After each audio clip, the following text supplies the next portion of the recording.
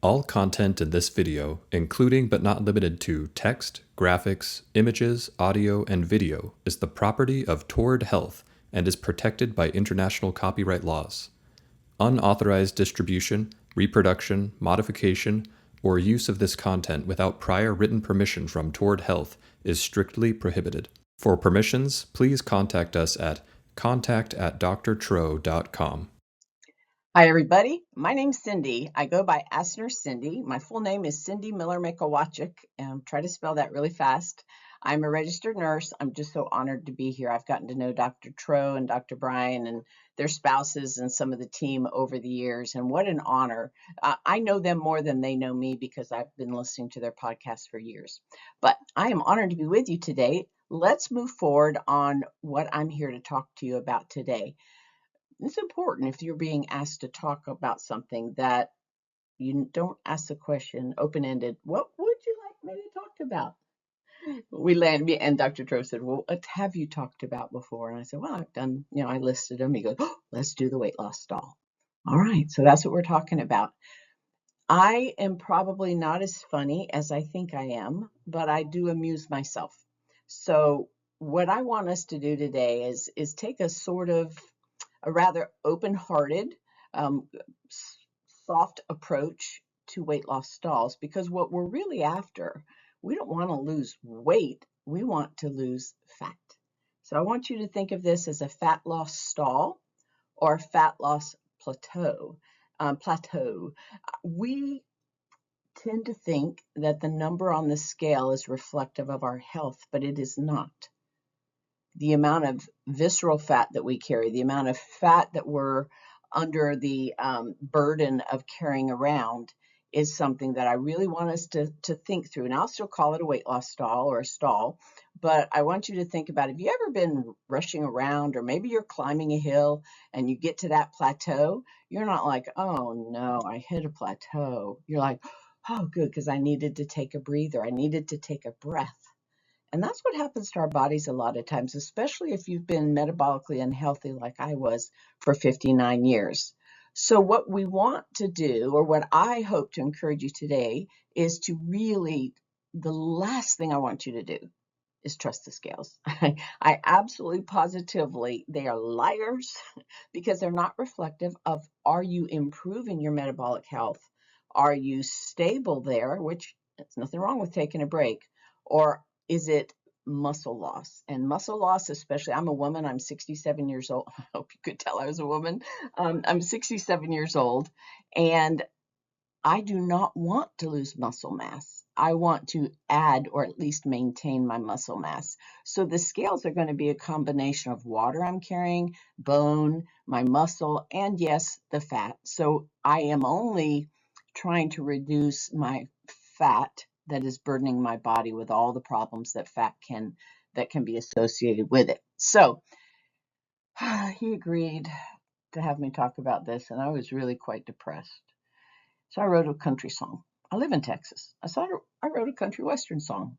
First, I thought about about a dog and the dog dying. I thought, oh no, I always hate that when the dog dies. You should never have the dog die in a movie.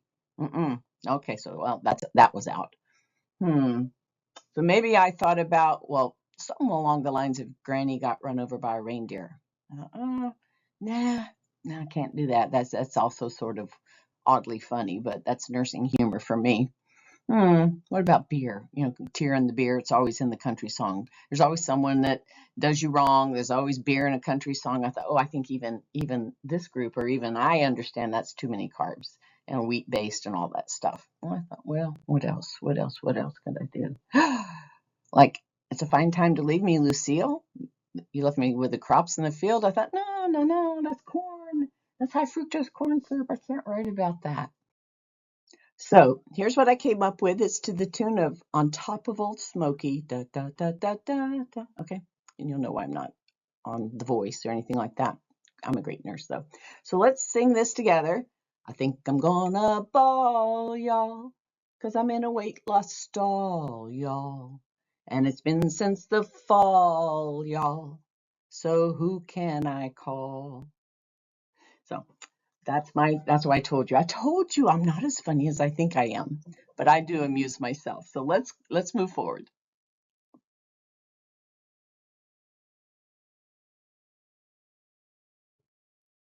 One of the things that I notice on social media sometimes is people will talk a really good talk, but they haven't actually lived through it. And I am one that has actually lived through it. As I mentioned earlier, I am 67 years old and I found the keto, low carb, ketovore, carnivore, let's just say carb avoidance at all costs lifestyle when I was 59. So I'm totally qualified. I am totally qualified to give this talk because I have lived through it.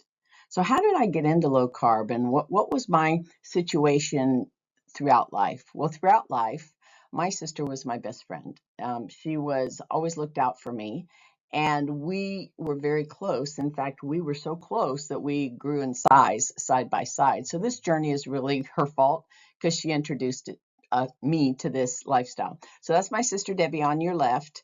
And then that's me. On the right, and that's when I was close to my heaviest, which was 305 pounds.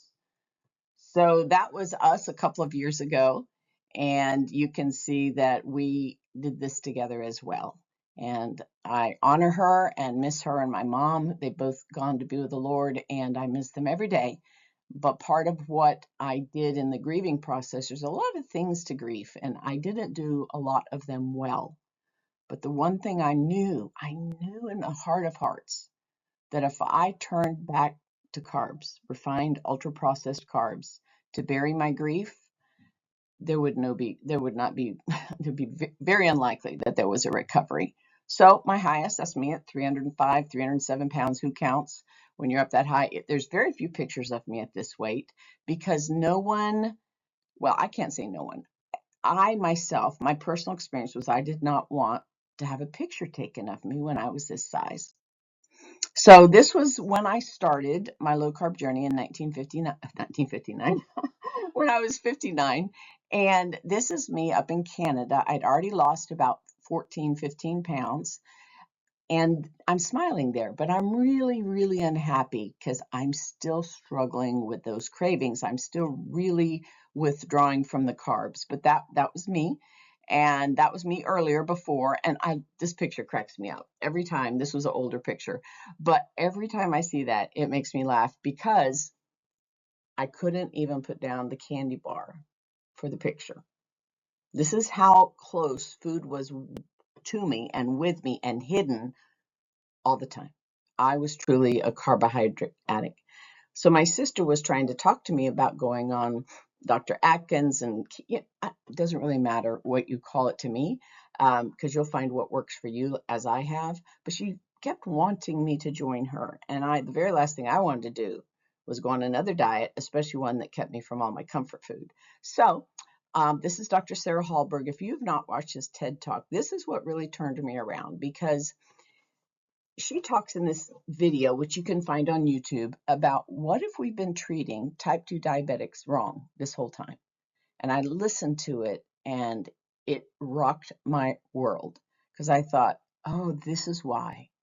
This is why I'm literally on the verge of receiving a type 2 diabetic diagnosis because of my A1C. This is why. And as a nurse, once I heard this logic and I started to go into different conferences and listening to different podcasts, everything started to click into place.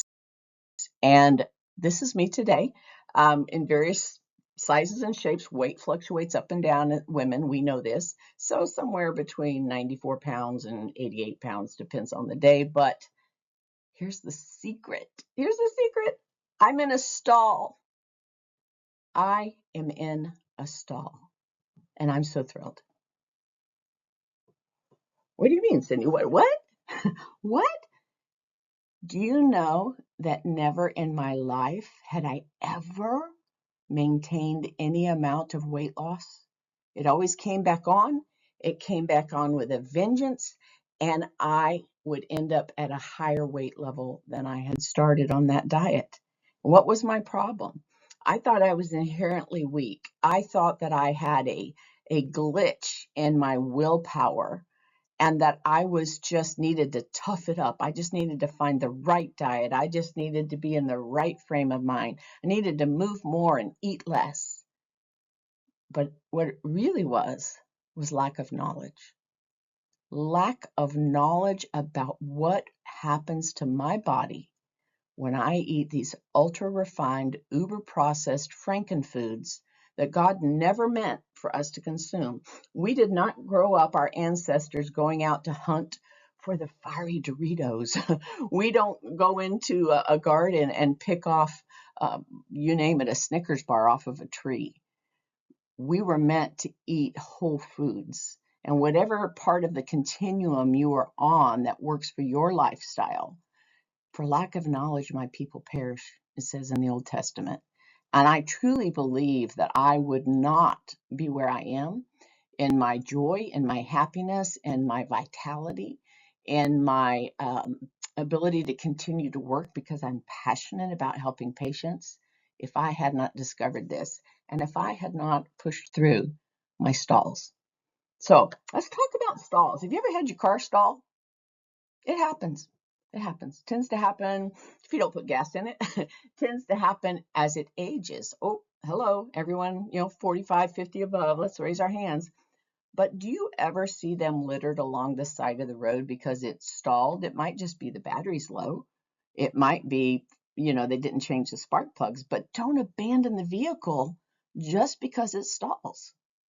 One of the biggest things I always used as my excuse with all the other, you name it, you name the diet, I've been on it, was it's not working fast enough.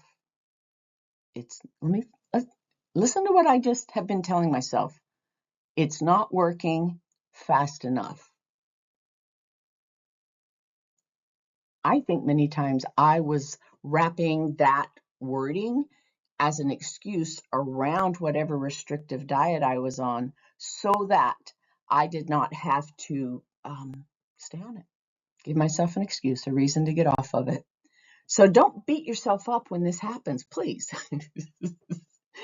I tell you, aren't you guys happy you stayed for my session? Because I'm just so funny. Or I think I'm funny. My kids are like, no, Mom, really, really, just stop with the jokes. But don't beat yourself up. You will stall. Stalls happen. And if we give up, let me see if my video will work.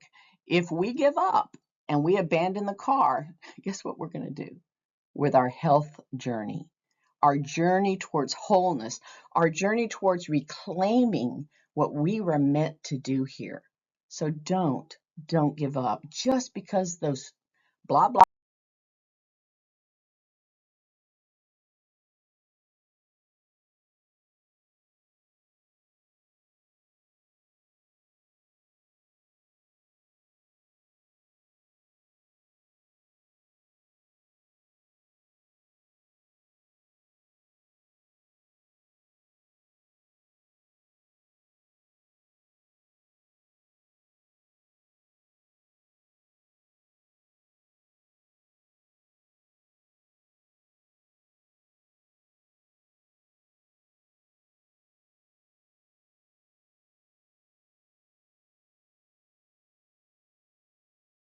Blah scales, I almost said something bad, aren't moving at the rate that you think they should be, and that I felt. Do you know what my longest weight loss stall was? Some of you have been following me, and I've not been that active for the past 3 years or so since my mom and sister died, but on social media. But type in the chat, I'll give you just a minute while I explain this slide to you. How long was Cindy's longest stall? Meaning the scales didn't move. I'm not saying I wasn't getting healthier, but how long was my longest stall? Type that in. Because when we give up on this journey towards better health, when we use that excuse of it's not happening fast enough, or I'm doing the best I can, and why bother? I'm just going to hitch a ride on the next diet. I'm going to hitch a ride. I'm going to go back to something else. When in reality, these lifestyle changes must be incorporated into my life and into, I would hazard a guess, into most of anyone listening's lives for a life, for a lifetime, for my lifespan. Because if I go back to what got me in the problem in the first place, I'm going to get the same result. I have too much joy to go back. People say, well, isn't it so restrictive? Have you guys typed in what you think my longest stall is? Isn't it such a restrictive diet to not eat all the bread and the pasta and the cookies and cakes? And I said, do you know what was restrictive? Having to ask for a seatbelt extension on an airplane. And I travel for my job a lot. Having to choose the table in the restaurant because I could not slide behind a booth. I'm 5'2" and I was 307 pounds at my heaviest. Having to, I'm short, I am vertically challenged, and I would have to lay a dish towel on my lap when I drove because the steering wheel would rub on my belly and my clothing and leave little stain marks if I didn't do that. So let me ask you guys. Let me tell you the answer to my first question. 18 months. Not 18 days, not 18 hours, 18 months. Go back and watch some of my really older videos where I would say, hi, I'm Asner Cindy, and I've lost 75 pounds. I've lost 75 pounds. I've a year and a half of me saying to people, I've lost 75 pounds. And there's a myriad of reasons now that I've really stepped back that happened, and there'll be a myriad for you. And some of them are self-inflicted wounds, and others are things that happen to us. But let's go on to the next question. Put in the chat, if that's available to you, how many of you have ever previously successfully lost weight on any other diet? I don't care if it's the cabbage soup diet, the orange, I don't care what it is. I think we all have, probably the vast majority of us. Did you know that statistically speaking, 95% of us will regain all of that weight, even if we got down to goal, and then some? Not just where we were, and then some. And this is why I think if you take this away from anything else, a stall is a victory if you don't give up, because you've lost 20 pounds, 10 pounds, 35 pounds, 40 pounds, whatever that number is in your life. Be thrilled that you are maintaining. Be thrilled that you are not going to play that yo-yo game anymore, because that's where your beginning of your victory will start to really occur. And if you've ever been on a really low calorie diet, like the Biggest Loser shows that we're on for a couple of years, you can actually drop your metabolic rate because your body thinks it's actually in starvation. And then when you start eating normal calories again, you're going to pop back up. So there are metabolic advantages of this low carb, high fat, keto, carnivore, whatever you would like to call it. So let's go into a little bit about the stalls now, and let's talk about your body and three main considerations. First off, your body has no idea how much you weigh. It really doesn't. And when people see you walking down the street, they probably aren't attaching a number to it. They're probably saying, as a woman, I don't know how the men think, oh gosh, she must be, I'd love to be her size. I'd love to be her size. She must wear a size 4 or a 6 or something. My highest size, I think, was a 24 woman. I had a 44 double D bra. Sorry guys, that's just the way it was. And it was burdensome. So your body doesn't know how much you weigh, but you know how your clothes are fitting, right? I had numerous sizes of clothes in my closet. Women, we got it worse off than the dudes, right? We're naturally built with less muscle. Muscle is our body's metabolic furnace. It will burn calories even at rest at a much higher rate than fat will.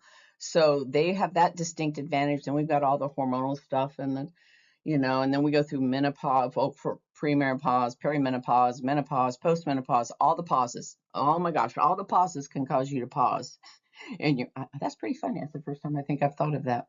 But anyway, are you insulin resistant? I surely was. I was so insulin resistant. My fasting insulin last time I had it checked, which was last year, was 4. Thrilled with that. Do you take a lot of medications? Some of those can really slow down weight loss. And are you of advanced age, as I am? So thinking about our topic, what is most likely to stall? This brand new off the showroom car or me? This looks like that guy Tater from the Cars, the cartoon series Cars. But I think that, not Tater, Mater. Oh boy.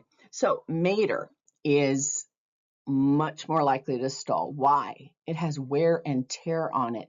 It doesn't have the same, the parts are getting a little old and worn. Would I expect Mater to compete with whatever you want to call the car on the left? Would I expect it to have the same speed to get to the finish line? No, of course not.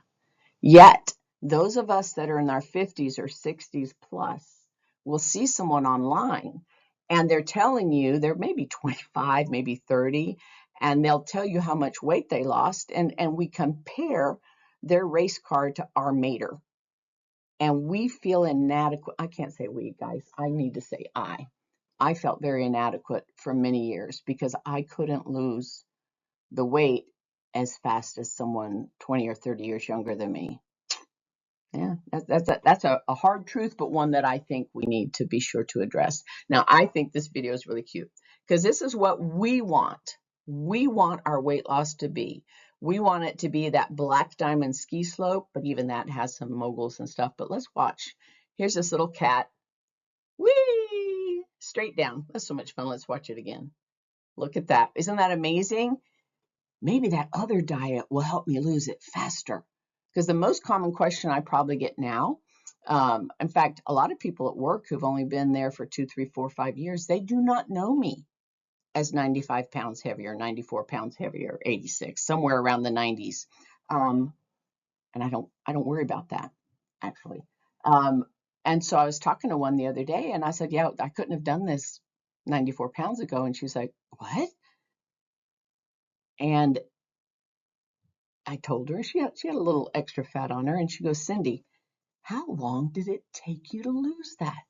How long? We think the speed of getting to a better health is the most important. No, the most important is that we stick with it. We understand we'll hit plateaus, that we have to take a break. Our body is looking around saying, well, what the heck is going on? I'm not seeing the same types of food. I'm not having the same type of calories. It's different types of food. And so that's what the cat does. Here's what we do. Here's what I did, at least. I'm the puppy dog, okay? This poor little puppy, he wants to get down. He wants to get down, but he's like, wait, I'm scared. Wait, it's new. What do I do? I should pause. I should think about this. Is anybody coming to rescue me? What if I can't do this? You can do it. If you've lost, say out loud to yourself, especially if you're by yourself in a room, or think in your head, I've lost X number of pounds, whatever that might be. Mine was 75 pounds for 18 months. But I would talk to my sister and I would get depressed. I'm like, I'm really tired of telling people I've lost 75 pounds. And she goes, but Cindy, you're telling people you've lost 75 pounds. You haven't just disappeared from social media because you gained it all back. It's a victory. And every little step that slows down can be due to any one of a number of reasons.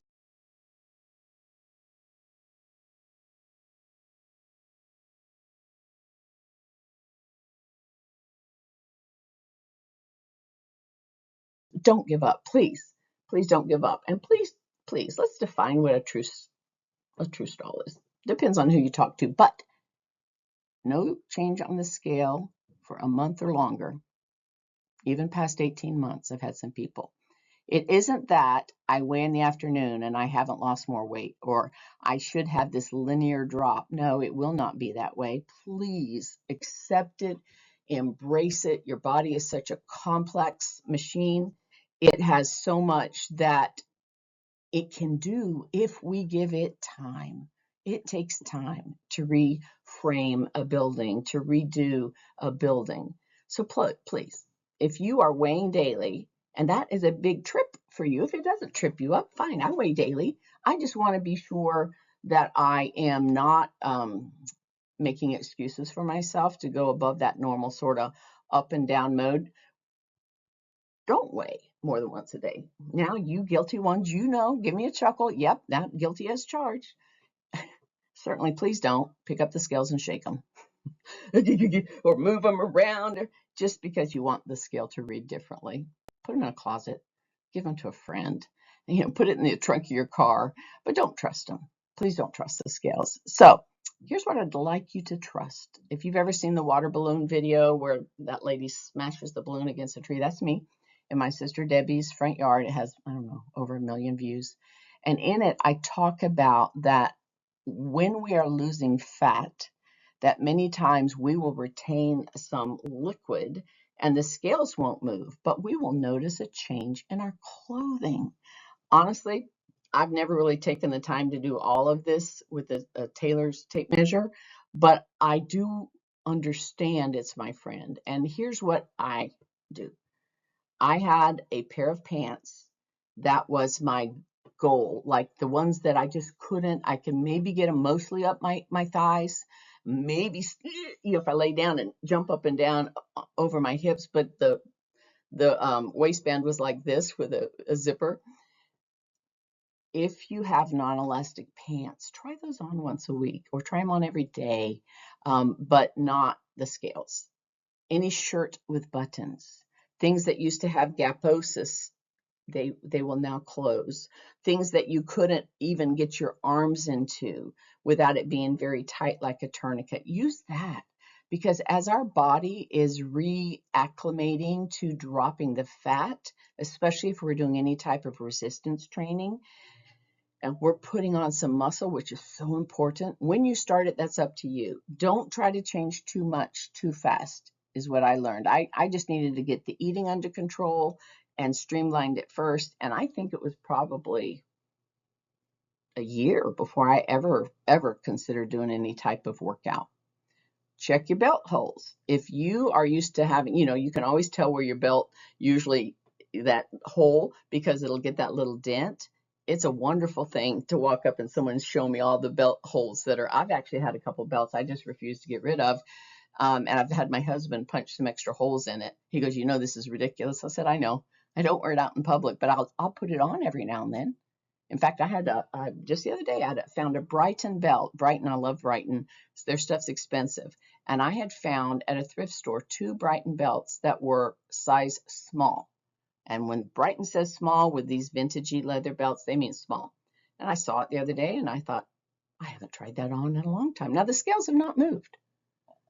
I'll be darned if it didn't go around and I got it in the first buckle, in the first hole of the buckle.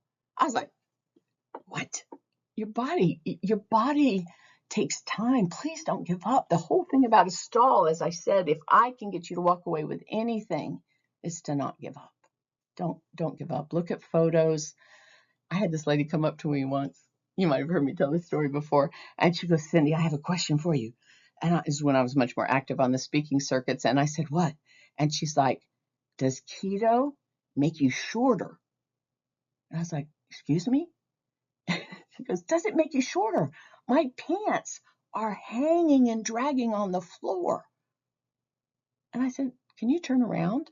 And she turned around and circled around and came and looked at me. She goes, what? I said, did you used to have a lot more junk in your trunk? Have you lost weight behind you, in your glute area? Not the glutes, because that's the muscle, but the fat that was insulating the glutes. And she goes, oh yeah. I said, honey, you've had some slippage on your hippage because you don't have as much junk in the trunk. Just hem those up or get yourself a new pair that zips. So, and gentlemen, are you no longer having to wear your belt? You can't get off scot-free. I've been talking to the women most of the time. Are you wearing your belt under the belly like Gunsmoke, like you're a gunslinger? Yeah, maybe that will change too. Maybe that will change. And this is hilarious. I never thought this would happen, but my feet got smaller. I guess the fat pads around, and I had this pair of sort of mustard color shoes I wanted to wear so bad. And I put them on. I haven't worn them, I don't know, 1.5 years, 2 years, because they were just tucked back in the closet. And I took 2 steps and I about tripped because they just like they're a whole half size too long. So here's the whoosh effect. This is the water balloon video. And this is my heart for you today, is that it will happen if you work on it. If you become satisfied with where you're at, that's also okay, as long as you don't give up. Stalls are fine. Take a break, take a breather, continue to enjoy this low carb journey. And when you're ready, start delving into other things, because fat cells are like memory foam. I'll tell you that. If you ever bought one of those toppers from Costco and it's in this box and you unroll it and it's like, and I really think that fat cells are like memory cells. It's actually an article. It's very intriguing about what happens with as the fat cells decrease and what the body does not want to have happen many times. Because why? Because we were created to be able to survive famine. And famine is not getting to Home Depot and getting your little set of nails and getting out without having to buy a candy bar. That is not famine. Famine is true famine. And so those stored fat cells are stored energy to help sustain you through a famine. So let's look at some healthy approaches to a stall. Stable weights of victory. We've already talked about that. You are not going backwards. That's fantastic. And your body's prime directive, it is intrinsically wired to keep you alive. As it relates to, is there a famine? Women, if you are too thin, your body will say you will not be able to sustain a pregnancy and nurse a child. I'm thinking back, before all the things that are available to us now in the way of formula. And therefore, we are going to reduce your chance of getting pregnant. So there's that if you lose too much weight too fast. And it just might be taking a break and taking a pause, but don't give up. So let's talk about how to jumpstart some things. Our car is stalled. It's on the side of the road. Maybe we've kicked ourselves because we're not, losing as fast as someone else. So there's three main categories I want to talk to you about today. The first one is creep, and I'm talking food creep. The second one is sleep. That's lifestyle. And the third is deep, and that's your medical issues. What's metabolically going on inside of you? And all three of these separately or individually, or two of three, or all three, the answer is all of the above, can absolutely impact the weight reduction or fat reduction that you will see. It doesn't mean you won't get there. You're just the mater instead of the sports car potentially. So let's talk about food creep. I think this was something that I was really struggling with for a lot of that 18 months, because keto's not all you can eat. And at first, I counted it up a while back. I think that were many a day that I was consuming between 500 and 600 carbs of sugar a day. And I am surely not kidding you at all. I started thinking through what I would eat when I got up in the morning, or drink the juice and the bagel with cream cheese and jelly, and then I'd have a mid-morning snack, and I always had snacks in the drawer at work, and it would be easy to all that. Keto is not about all you can eat. This is not a buffet. But at first, you might just taking those ultra processed carbs out of your diet and eating a lot of fat and eating a lot of protein and a lot of the prepackaged keto treats, you still might be able to lose the fat at a fairly rapid clip, because you've been so metabolically deranged as I was. I was horribly out of whack because a lot of the programs I'd done before, protein had too many points. So I would stick with these low point things, which were basically carbs. So when you're taking in food daily, your body's going to look at that and say, oh, incoming fresh. Here's the fresh stuff. Let's not worry about storing it. Let's use that first. So the body is going to take that consumed calorie, whatever density it is, and it's going to use that first just to keep you alive, just to keep you moving around and your heart pumping. And when we take in less than we need to sustain life, or we have given ourselves that metabolic advantage by having proteins and fats instead of the very easily digested carbs, we are going to be able to start releasing that stored energy. If every fat cell in my body had been $1, I would have been a billionaire most likely, right? Because I had so much stored energy. when I started keto, it was 240 some pounds, 307 at my highest. I could have literally lived a year as long as I had electrolytes and water, and I could have not consumed a thing. So, in the presence of insulin, which is why carbohydrates are so deadly for us. Insulin's like Miracle-Gro for your fat cells. Dr. Robert Lustig said. He's hilarious. And so if we think of Miracle-Gro on our tomato plants, it stimulates growth. Insulin stimulates growth. So it's insulin grow instead of Miracle-Gro. So one of the key things, and I know Dr. Tro and Dr. Brian and others talk about this a lot, is we must reduce insulin that is floating in our system, because its main directive is to find sugar, glucose in the bloodstream and say, oh, available energy to store so she doesn't, die. So when we reduce the insulin release by reducing our carbohydrate intake, then we allow, because insulin's a big bully. Insulin, if it's present, says to the fat cells, you stay put. You are not allowed to be released. I've got enough to do. So we need to have it go home, because carbohydrates raise our blood sugar. That spikes that bully insulin to come out. And then as it drops down, it can trigger more cravings. I was on this massive roller coaster where I probably ate during my waking hours every hour on the hour, which never let my insulin go down. But I'd feel my blood sugar start to drift down. I'd feel anxious and hangry, and so I would eat again. So I have a shirt I still wear, and it says recovering carbaholic. Some of us on this call today may need to admit to ourselves, it's not easy to do, that we have an addictive reaction to the ultra processed foods. I don't think we'll ever encounter a 12-step group for broccoli. I just couldn't stop. When I ate that one stalk, I couldn't stop. And before I knew it, the whole bag of broccoli was gone, because it triggers a different metabolic response. I told you our first consideration was going to be creepy.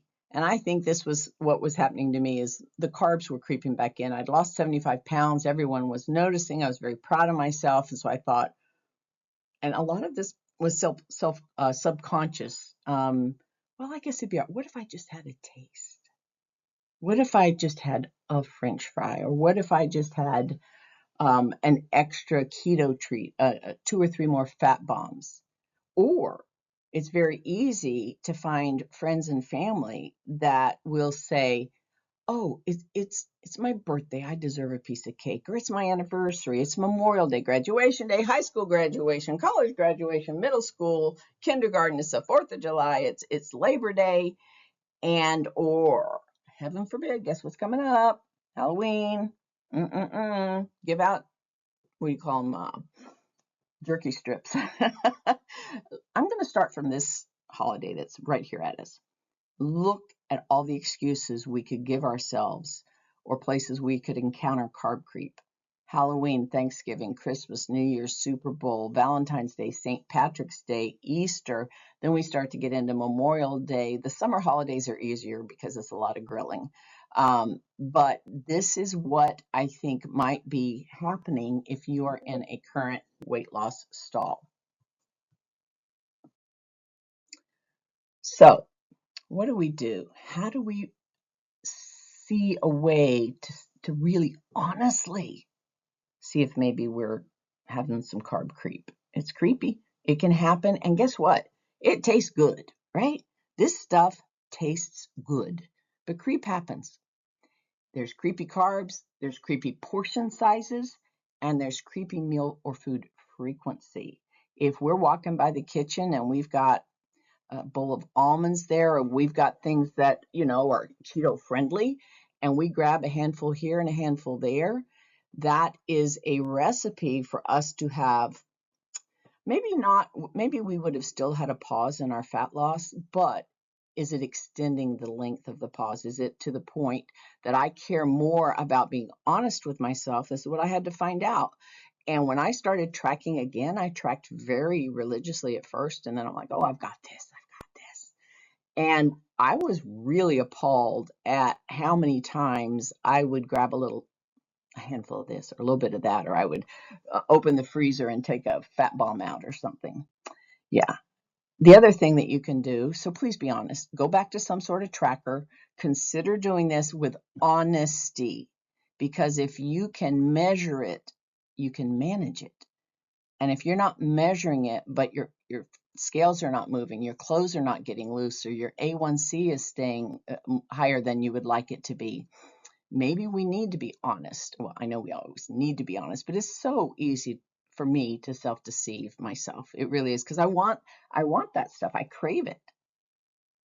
Now, the other thing we can consider is if you've been doing net carbs, which is a marketing way to try to convince us that we can have more than we really should. And Dr. Eric Westman calls that over-the-counter strength. So if you are doing 20 net carbs per day, you might need to bump yourself back to the prescription strength, which is total carbs. And if you choose to go total carbs, I really seriously think, as I did, I was totally surprised at how many carbs I was consuming that were once I started tracking total carbs. And that's one of the triggers that really helped me sit back and say, okay, Cindy, you say you're unhappy with 75 pounds. You've been doing this for 15, 16 months. What are you willing to change to get back to that excitement, to get back to that first love of being proud of yourself and thrilled with yourself? And so I had to make some adjustments in that. And then this is remember, liar, liar, pants on fire. Remember saying that as a kid? Big food's not your friend. It isn't. They're not here to help you be healthier, even if it says heart healthy or keto like or keto friendly. They're here to sell food, and they can round down the carb count. So if it says 0 carbs in a serving size, it could be 0.8 per serving, but they're allowed legally per the FDA and the labeling folks to round it down. And when you buy processed keto type food or any processed food, portion sizes can be crazy small. So, like I said, I travel a lot. I was getting ready to check out of a hotel a couple of years ago, and I saw this Dorito bag. Now, this isn't one of the big ones you get at Costco. This is like what I would have considered a moderately small bag, not one of the little lunchy size things. And I turned it over, and I thought, oh, 150 calories. That's not too bad. Oh, look at that. Let me see. Carbs 18. Oh, that's not too bad at all. But then when I looked at it closely at the serving size, there were 10 servings in that bag. 10 servings. So let's think about that. 10 servings at 18 carbs. If I'd eaten that bag, which but you can't eat just one type of thing, they are specifically manufactured with chemicals and additives and flavorings and colorants to be attractive to us, and it makes us truly want one more. I would have consumed 180 carbs just eating that one bag. That's incredible, isn't it? Oh, let's look at this. Let's look at the fruit chews. The Kellogg's Fruity Snacks, a fruity snack. That's my hand. I have pretty small hands. And that's the size of the bag. That's not big. Let's look on the back. There are 2.5 servings there. 2.5 servings. Let me squint and see. And I think it's 22 or 26 carbs in there. So that would be, if I ate that whole package, I would have eaten all of Monday's carbs, all of Tuesday's carbs, and half of Wednesday's for that one bag. Holy moly, right? So be careful about that. I know someone else is going to be talking about sugars if they haven't already, but they're sneaky. They are sneaky. Here's a thing of Heinz ketchup. I didn't make this one. Somebody else made this slide. But if I wanted to measure the amount of sugar in that bottle, it would be right up to here. Look at that, how much sugar is in that. So you put a couple, 2-3 tablespoons of ketchup on your food, it can be creepy carbs. And that's why if you go back and you really are intrigued with trying to break this stall, and you're willing to change, because if you're not willing to change anything, then just be thrilled that you're staying where you are. Don't give up. Don't go back up on weight and unhealth. Just stay where you are. But I won't list all these, but there's at least 98 names that are actually sugar-based or high fructose corn syrup based that can be listed on your food label, and you would be hard pressed as a consumer to know that you are actually consuming added sugar. Now, let's put carb creep and portion size and weighing your food again and using your measuring cups again. Is dairy devilish to you? Some people can tolerate it and some people can't. And I don't think it'll be any surprise to any of us that have been listening to different podcasts on health that this may be something that needs to be dropped down dramatically or removed totally for a period of time or forever. A lot of people have lactose intolerance, et cetera, et cetera. So just consider that. I'm going to be running out of time here, so let me get going. Berrylicious berries. Berries are a great fruit. They've got all that fiber, which helps it drop to net carbs. Oh, darn. We've already talked about net carbs probably being a problem if our scales are not, our clothes are not getting looser. Maybe I need to take those out for a while. Maybe I should just not have those in my fridge or in my mouth. So that's your choice too. And are you nuts over nuts? Do you find it, as I find it, challenging for me to manage my nut consumption if I'm in the mood? Because I was such an emotional eater. I think growing up and being taught that we fear hunger, let's have something to eat so we don't get hungry if we're going to go out shopping type of approach, celebrated with food, grieved with food in the past, dealt with boredom, dealt with excitement. Just food was like a constant friend.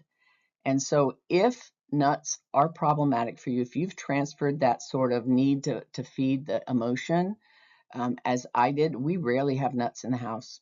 During the holidays, I might have some because I'll make some keto treats with pecans or something like that, or almonds. But I've learned that for me personally, nuts cannot have space on my pantry shelf because I might go wandering. I might go meandering because I'm bored or I'm stressed or I just got a new project dumped on my lap at work and I'm just like, oh. And so rather than go out for a brief walk, my history says, let's go grab something to eat. So, darn, Cindy, are you really going to tell me I should eliminate or reduce alcohol? Yes, yes. It's not necessary for life. It's a fluid, but it's not a fluid that your body will die with. In fact, unfortunately, as a nurse, we see a lot of alcohol toxicity at the beginning of college dorm life because there'll be these drinking parties and these kids just don't understand that the liver has to be the place that this is processed. It's the only place that alcohol can be processed in your liver. And plus for us, it's high in alcohol. But the liver, when it sees alcohol, because it is a toxin, is going to cease all other functions till it gets the poison out of the body. And if the body is overwhelmed with too much alcohol too quickly, it becomes so toxic that the patient they'll pass out and they won't wake up. So then we've got the thing about your ketone production ceases. Your inhibitions are drop. We've seen people act crazy at parties. For me, I would tend to eat more. Oh, I'm just having such a great night. That's fine. This is fine if I have this 12, whatever is in the pantry. I don't keep sugar things in my house. I really don't. I don't keep anything sugar of those 98 labels, but I can certainly overdo it on fat bombs or a nut butter or you name it. Okay, that alcohol, I don't think there's much debate. You'll make your own decision based on your priorities. The other alcohol that can be problematic for certain people, not for everyone. I tend to handle these okay, but my taste buds have changed a lot too over the last 8 years. I don't crave it as much as I used to, the keto sweets. I have all these cookbooks that I bought early on, and I would make a whole bunch of stuff. And now I'm like, I looked at my husband the other day. I said, do you want me to make some keto cheesecake or some of those keto whatever scones that you like using almond flour? And he's like, yeah. Now, trust me, that man loves his cheesecake, but it's just our taste buds have changed. So these sugar alcohols, I'm talking about the ones manufactured in a plant, not so much the allulose or the monk fruit, although you may still be susceptible. It may trigger you to want more sweets. They will taste like sugar to our taste buds. They're all almost calorie free or greatly reduced, yet it can potentially cause an insulin release, depending on how sensitive you are, how insulin resistant. If it's attached to some sort of, even if it's a keto-friendly almond flour, coconut flour, or something, they theoretically don't. However, if you have a history of obesity and insulin resistance, it's another thing to say, okay, I'm going to track honestly. I'm going to go to total carbs, and and I don't expect you to give everything up at once, because then that sense of deprivation is so strong. I would say to myself, if I had done that and started working out, I would have said to myself, this is too hard. It's not sustainable. So there's the 3 S's my family uses. And is it simple enough, the diet, that I can put it into my lifestyle? Is it satisfying? Do I feel really, wow, that was really good? And is it sustainable? Simple, satisfying, and sustainable. So we can eat the fat, but can we eat too much? For certain individuals, I think that is yes. If you're eating 4,000 calories a day and you're a petite woman, that may be something that would be worth looking into. And are you eating the right types of fat? Are you buying a lot of things in the grocery store in bottles, like the mayonnaise they make, or the salad dressing? I don't eat salads enough anymore, only typically when I'm out at a restaurant, and then we take our own. But are you eating the right types of fat? Because there's the saturated fatty acids that are in our animal products. And then there's those unsaturated, and some of those are blended into our meats as well. But there's the MUFAs and the PUFAs, monounsaturated fatty acids and polyunsaturated. Those polyunsaturated, those PUFAs, those are a problem. Those are your industrial seed oils. And PUFAs can make you poof. I love that little video clip. PUFAs can make you go poof. It can cause all sorts of inflammation. And there's some current debates, depending on what group of folks you're listening to, that industrial seed oils are in many ways causing more damage than refined carbohydrates. I tend to take the stance in the middle, that anything that's processed, that has been altered in a factory, in a lab, I'm going to try to avoid it, minimally consume it, and only on special occasions. So those natural versus the industrial oils, they call them seed oils. But if you can ever watch that video on YouTube, I wish I knew the name of it, where they show how they process it in these nasty big grinders and vats. Cottonseed oil and corn oil, those were originally, back in the Industrial Revolution, back in the early 1900s, were made from the remnants of the cotton and the other things that they would use to lubricate the machinery. And then they realized, well, someone can consume this and not die right away. They won't die right away. You can be poisoned with arsenic one little bit of a time and never really know it.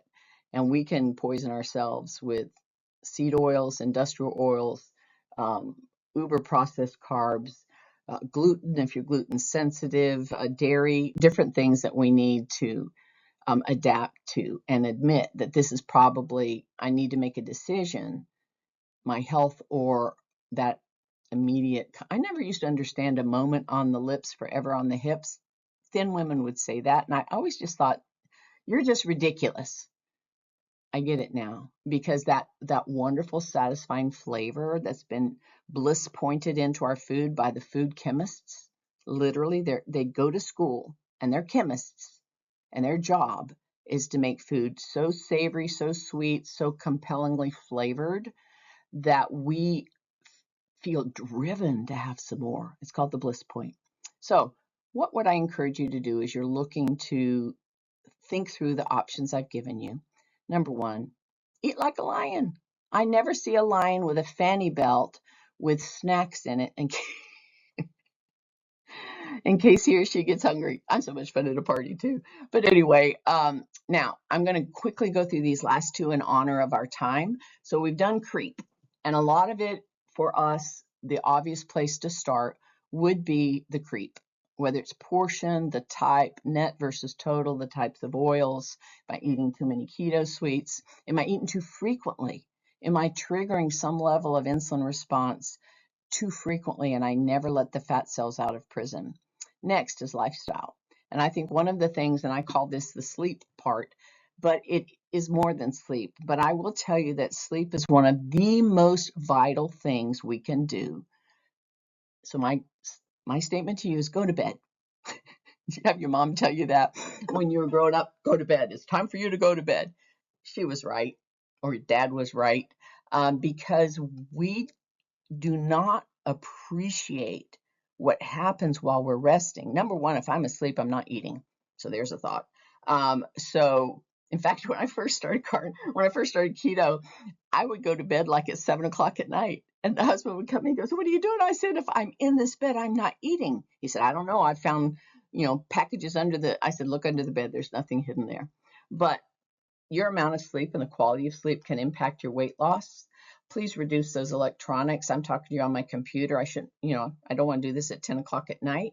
Manage your caffeine intake. The half-life of caffeine, meaning how many hours it takes before half of that caffeine is out of your system, is important to understand.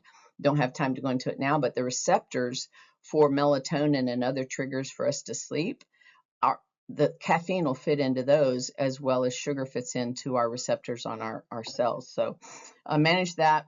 Try to keep your room as black and dark as you can. Limit your blue light, cooler room temp, white pink noise. You can find any one of a number of people that'll do that. Well, one thing I learned just recently in listening to aeronautics engineer slash dietitian slash PhD, and she works with the space shuttle astronauts that are without gravity for extended periods of time, and you'll see their face getting swollen and stuff. Did you know that when we lay down and rest at night, I think we all know about our lymph system and how we can get, swollen joints. We have stuff circulating in our brain called glymph. And she says, give yourself a glymph break, because when we lay flat, and if you sleep in a recliner, please put it down as low as you can. That gravity of letting that glymph be cleansed and drain out is very, very important for a huge myriad of issues. The other thing my mom used to say to me a lot is go play outside. Go play outside. And I think we can stay in our temperature controlled environment. I'm speaking to myself. This whole talk, I'm speaking to myself. Being outside has benefits. If you haven't learned about vitamin D and how it's produced and the importance of that, and seeing the sunrise if you can, and grounding, find something you enjoy doing. I love to garden. I hate pulling weeds again and again, but I love to pull weeds. I like to get down to the root. Any activity that you enjoy generates endorphins, and endorphins are that one of those like feel good chemicals. Resistance exercise builds muscle. I don't know if I can grab it, but right over here, next to my office, my computer in my office here, I keep various sizes of dumbbells. And if I'm not on camera for a meeting, I will sit there and I will do reps. I'll use my stretchy band and put it around my knees and abduct my thighs. Any resistance training is better than none, because you're going to build muscle, and muscle mass raises your resting metabolic rate and will naturally build more calories. Lots of videos out there on things, especially as we age, that we can do safely. Stress. Don't worry. Be happy. Stress, as you know here. I'm not going to talk to you about stress. I'm not a stress expert, but I will tell you, I lived through some stress. And I know that when I'm stressed, personally speaking, not only am I aware of what's going on with my cortisol and my adrenaline and all that, all the stress hormones, I want to eat. I want to eat because it has always calmed me in the past. So by me trying to manage my stress by setting expectations at work, even with the husband, that, oh, I can't meet at that time, I've got another meeting. It might be my prep meeting. It might be that I'm working on things, but just find a way that works for you, because ultimately, if the stress and your high expectations of what you should be losing ball up in a big enough knot, you'll say, it's just not worth it. It's just not worth it. But it is. It is worth it. Laughed often. I hope I brought you a few laughs right now. There's physical benefits to it. There's mental health benefits to it. The Bible says that a merry heart is like a good medicine. In other words, laughing loud and long and often will really benefit us in ways other than helping our mood for sure. So, and practice fasting. I will not go into fasting today. I've belabored I'm almost at an hour. I can't believe it. Sorry, Dr. Tro. But it's a practice. It's not easy. Most of us don't fast automatically. Start just by not having snacks. Just eat the 3 meals a day. Then maybe go down to 2, maybe down to 1 meal a day. Some people don't do well with 1 meal a day. They can't get enough nutrition in. I didn't say they couldn't get enough calories in. They can't get enough nutrition in to fuel their cells. And don't feel like you have to. If you're just really not hungry, wow, celebrate that. Celebrate that. Anyway, your options vary. Find one that works for you. Now, I am going to literally not cover the medical part. What's up, Doc? There's Bugs Bunny. But find a knowledgeable physician that's understanding of this low carb lifestyle. And we're on one with Dr. Tro and Dr. Brian and their teams. And many of them now can do virtual visits as long as you're in a state that they're licensed to practice medicine in. There's many of them. And consider, am I taking over-the-counter medicines too casually? Am I using that steroid nasal spray too frequently? Because that can cause issues. So there's a whole host of things that they will be able. So when we look at labs, that's another thing that working with your doctor, the deep part of creep, sleep, and deep is you'll want to really start to take the time to understand what your labs mean, because these labs, things like your fasting blood sugar, your fasting insulin, your hemoglobin A1C, which is a marker for your overall roughed out blood sugar for the past 3 months, if those are trending down, and they should be on this, they may be slower than you want, then the weight loss may be slower as well, the fat loss, because your body is healing internally. And that's why one of the reasons that labs are such a great thing for us to know and understand. C-reactive protein is also something that's a marker for inflammation. Mine went sky high about a month ago because I severed 2 tendons in my hand, had to have repetitive surgeries for infections, and it was way up there. But I'm on a PICC line now, and I'm in 1 month into my 6 weeks of IV antibiotics. So did I expect to lose weight during this massive series of surgeries and infections? No. But just be aware that sometimes your body just has to deal with other things first, and the scales are the least of its problem. That will follow. Liver enzymes, if you've eaten high fructose corn syrup for a long time, real sodas, a lot of candy, you may have some fatty liver problems. And as that resolves, as you drop your carbohydrate intake, especially the high fructose corn syrup, that will resolve, and that might help as well. Then we know all this stuff about triglycerides and the GKI, but work with your doctor. And I cannot tell you how important it is, because there's folks online that can help you if you can't find one locally. So when we think about these things, let's wind it down now, and let me just leave you with a few things. This is my favorite slide of the whole deck, and I'm very proud of it, of my wonderful editing skills. But become part of a community, become part of interacting with your own care. I call it informed self-care, because you too can become a low carb MD mini me. So I don't know if you could tell, but that's Dr. Joe. That's Dr. Brian. I just had to take some poetic license. I'm so honored you guys asked me to be here today, and I'm just honored that I got to share a little bit of my journey with you. I find at the end of these talks that I never have as much time to go into as much depth as I'd like, but I wanted to let you know there isn't a magic answer that I can just pull out of the hat and shake it off. It could be sleep, it could be stress, it could be carb creep, it could be the frequency of your meals, and you get to play Sherlock Holmes. You get to be your own detective in conjunction with your physician, nurse practitioner, healthcare provider, coach. And I think the hardest thing sometimes for me is to be honest with myself. Yet that is vital, that we're honest if we really want to finish at maximizing our current health and be as vibrant as we can moving forward. We cannot pretend that we're doing everything we can, or tracking our food, or only eating 20 carbs. And if you're okay with that for a period, I sort of hung out for 18 months, but I didn't regain it. I did not regain it. And that's my hope for you, is while you're figuring out, You don't become impatient. You don't think there's a better, faster way. It's about, can you at least maintain what you've lost so far for a period of time while things in your life settle down, or you figure out what it is that you would like to do.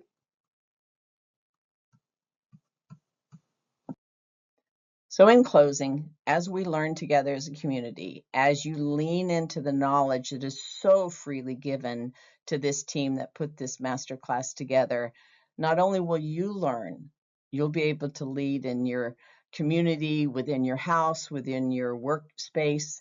And I found, for me, I just can't be real bold about it. I just quietly eat, and they'll say, "What are you eating?" Or anyway, so lead and learn.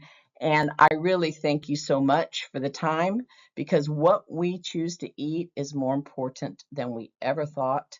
And no matter where you are today, there's hope. You don't have to stay there.